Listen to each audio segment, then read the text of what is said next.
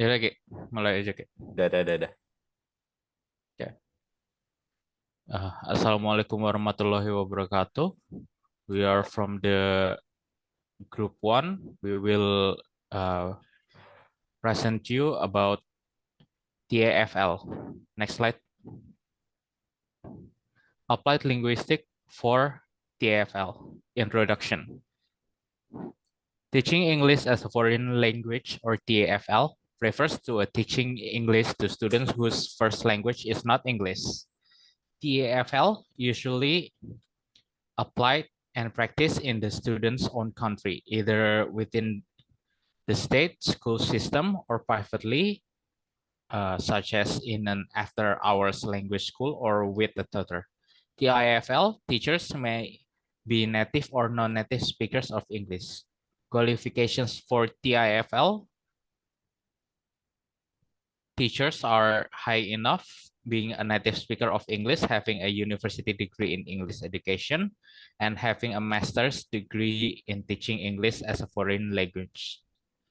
TIFL history was begun at the late 16th century when large numbers of French Huguenot refugees needed to learn English, and the first textbooks were written by Howard in 1984. Furthermore, using the TIFL extended in Europe and countries that were part of British Empire. However, a huge growth of TIFL happened in the 20th century, and particularly since 1945 or after the Second World War. This is because using of English besides as international language of science, technology, diplomacy, business, and also it is used as academic language. Development TIFL, the effect of using English usually in that word has made TIFL become more developed, and it has appeared a new branch of science that is called English for Specific Purpose, or ESP, which aims to teach specific language and skills related to different activities in academic or business life. But teaching of general purpose English has also grown considerably, and two institutions, British Council and the American Information Service, broadcast have developed and spread both ASP and general purpose English to many countries of the world. Next slide. The main principles on which the grammar translation method is based are the following. First, translation interprets the words and phrases of the foreign language in the best possible manner. Second, the phraseology and the idiom of the target language can be best assimilated in the process of interpretation. Third, the structures of foreign language are best learned when compared and contrasted with those of mother tongue. In this method, while teaching the textbooks,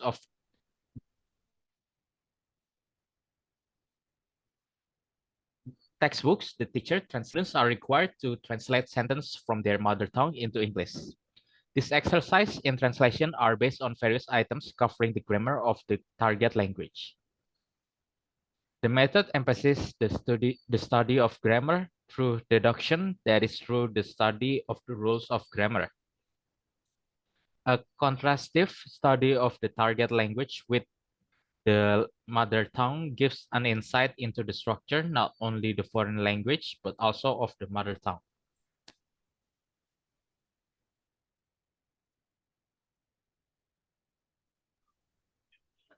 Development of TEFL, TEFL. The development of TEFL has also raised new issues about the reform movement. It was developed in the late 18th century and was based on 1. The primary speech, 2. The use of connected text as a tool to disconnect sentence, 3. The use of an oral methodology. The development of reform movement happened step-by-step approach. After it has a few periods, then appeared a new method that emphasizes to a natural method of language teaching. These have gone under names of the natural method, the conversation method, and most notably the dialogue method.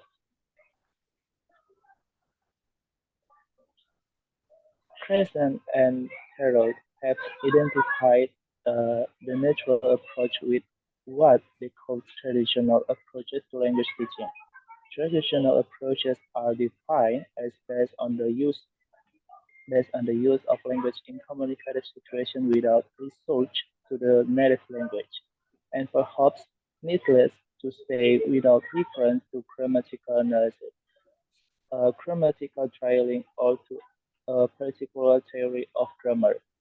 In a natural approach, there is an emphasis on exposure or input rather than practice, optimizing emotional preparedness for learning. The prolonged period of attention to what the language learned here before they try to produce language, and a willingness to use written and other material as a source of comprehensible input. H. E. Palmer, in the early part of the 20th century, has developed a breakthrough with Persian philosophy of teaching through combined oral method and direct method. He used the question answer he used the question answer techniques of direct method, but has a more systematic approach to the selection of vocabulary and the presentation of grammatical points than that favored by the direct method.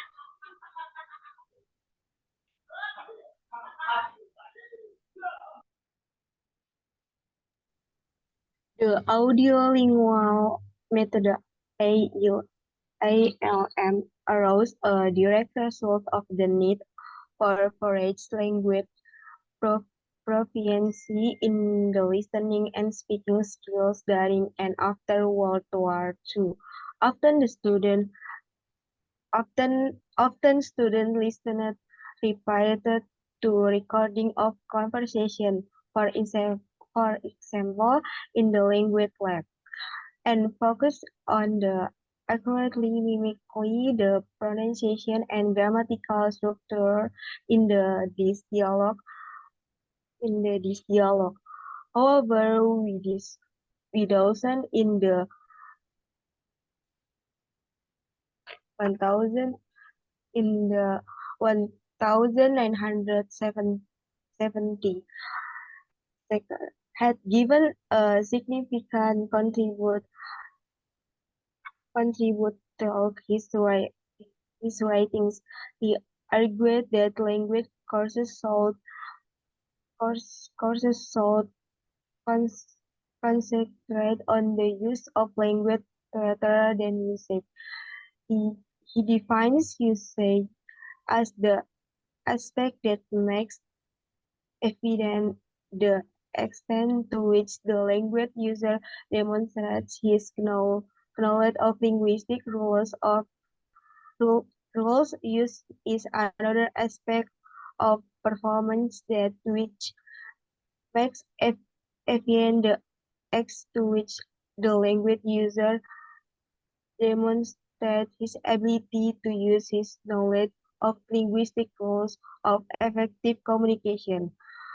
From Widowson from Widowson idea approach the communicative approach which em- emphasizes language use rather than language from, and also the communicative approach is based on the idea that learning a language successfully comes through having to communicate real meaning. When learners when learners are involved in the real communication, their natural strategies for language acquisition will be used, and this will allow them to learn to use the language. For example, practicing question from by asking learners to find out personal information about their colleagues is an example of, of the communicative approach. As involve meaningful communication in the classroom, activities guided by the communicative approach are characterized by trying to produce, produce meaningful and real communication at all levels at all level.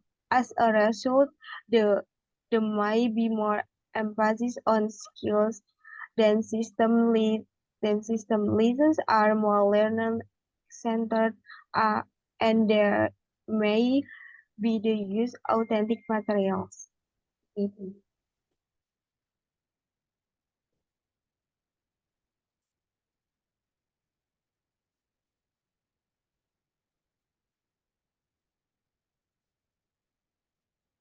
Next.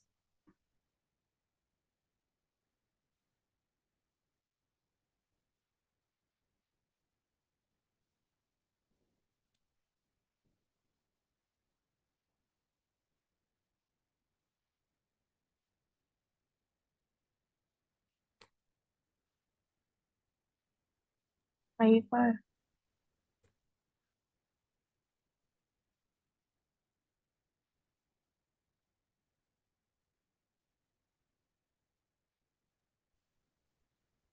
Kaifar, boleh lanjut?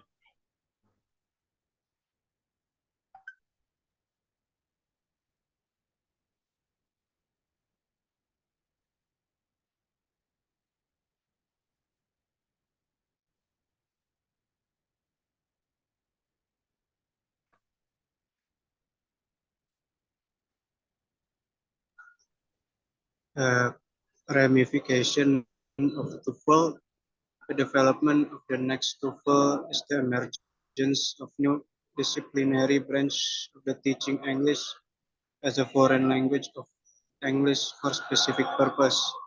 In ESP, the aims of the course are determined by the particular needs of the learners and the growth of the use of English in science, technology, and business has led to both researchers into the nature of learners needs and the preparation of teaching materials to meet those needs. In line with the explanation above about ESP, Dudley Evans, 1997, defines ESP as follows: absolute characteristics. 1. ESP is defined to meet specific needs of the learners. 2. ESP makes use of underlying methodology and activities of the discipline it serves. 3. ESP is centered on the language appropriate to these activities in terms of grammar, lexis, register, study skills, discourse, and genre. Furthermore, because so rapidly, the need for specialized knowledge, especially teaching English to non-native speakers. The ESP in its development have developed into two branches new disciplines, namely EAP, English for academic purpose, and EOP, English for occupational purpose. In the USA, English for occupational purposes is usually referred to as English for vocational purposes. EAP begins as the dominant branch, but with the increased interest in business English, EOP has become increasingly important. Most EOP courses have been strongly influenced by test-based syllabuses. The results of genre analysis are likely to have an increasing influence on both branches of ESP. It's a broad distinction. English for occupational purposes presumably includes general English, business English, etc., meant for everyday usage in your work for you to get by or tourism English for that industry. English for academic purposes would touch upon the kind of English lessons and courses you take in order to pass certain standard tests like TOEFL, IELTS, diploma or degrees, the curricula and the time of completion are quite different for the two streams. The relationship between TEFL and linguistic or applied linguistic. The relationship between TEFL and linguistic or applied linguistic has always been interesting because in a study conducted by expert descriptive linguistic or applied linguistic, then the result will greatly affect the material TEFL approach or methodology. Howard explained that the finding of the reform movement in the late of 19th century has influenced the development of phonetics and the formation of associations such as internal phonetic association. The same things is in the process of professionalization of TEFL in the first half of the 20th century begins with the work of Daniel Jones in phonetics.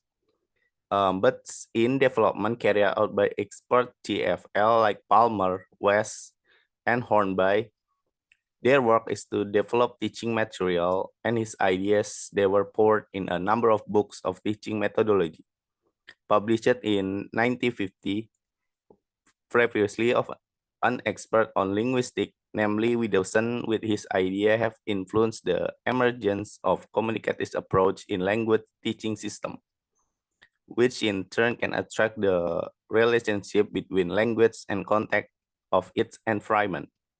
Then the idea that continue application by Firth and Holiday, the success of the communicative approach is the reflection of the success that comes from applied linguistics.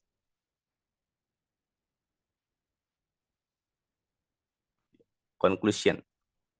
TEFL in its development progressed very rapidly, especially after the Second World War.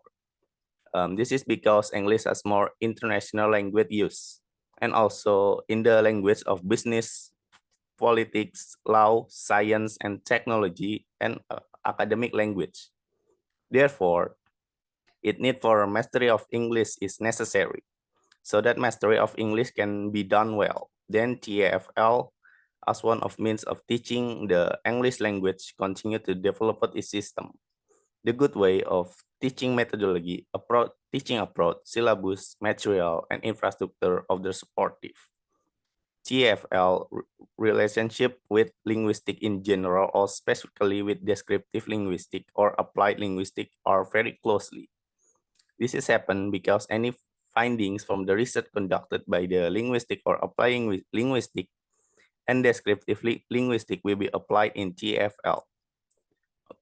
Otherwise, the finding generated by the TEFL pioneer in the field, such as in the classroom, at the school, or other education institution, will be referenced and expand the direction of working particularly with descriptive linguistic and applied linguistic.